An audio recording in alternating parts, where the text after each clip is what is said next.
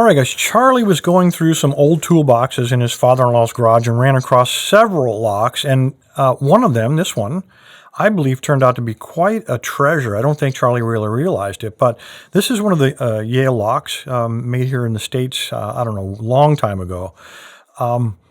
This is absolutely beautiful. I mean, it's got some corrosion and something was splashed on this thing.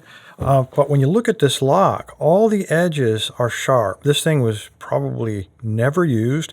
Take a look at the bottom. It must have been sitting on a shelf like that because it's got that patina, that corrosion everywhere except that beautiful shiny bottom there. And nowhere on the shackle and really nowhere on that keyway either. A couple little dings, but anyway, when you look at the keys, one of them is a little more corroded than the other, but these are the original Yale keys, and it looks to be that little split ring there.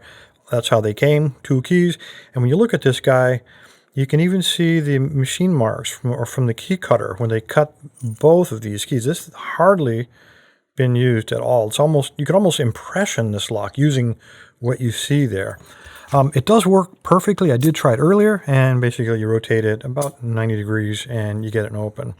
And then this thing contains, if I get around here, super pin tumblers. But more importantly, to show you the top, they made these with pretty good tolerance. There's hardly any room around that shackle to put a shim. So certainly not going to get 2 in there. Probably not even going to get 1. I'm not even going to try. So let's just go with. I also got lunch from Charlie, but we'll get to that in a minute. Let's go ahead and see if we can pick this guy. Probably for the first time ever. See if my pry bar will work. Nice wide keyway. It's not a typical Yale keyway.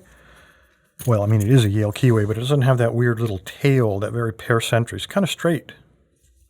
So let's see if this will fit. Okay, this is the next thickest one. And that ought to work. Let's see if we can get him to rotate 45 degrees for us. I'm going to use this guy from Sparrows. It's a 25 thousandths. And I'm going to apply just a little bit, just a tiny dent on my finger. And if that doesn't work, then we'll bully it. We'll try to bully it. So I'm looking now. I'm just feeling around trying to find a pin that doesn't move. And there he is, pin 2. Little click, kind of. Keep looking around. There's pin 4. Little tiny click. Pin 3 feels like. Pin 1, and there we go. All right, first time picked. All right, what I'm going to do, let's cut it open and take, no, I'm not going to do that because you guys are giving me a ration of you-know-what. So instead, I'm going to put it on the wire wheel, buff all this crap off, and send it out. No, I'm not going to do that either. But what I will do is if you are a collector, you think you might like to add this little piece of history, and it is absolutely perfect to your collection, put a comment down there. I'll grab a random comment and get this guy out of the lab. Appreciate your time, guys. Stay safe, stay legal. Charlie, thanks a lot, and thanks for lunch.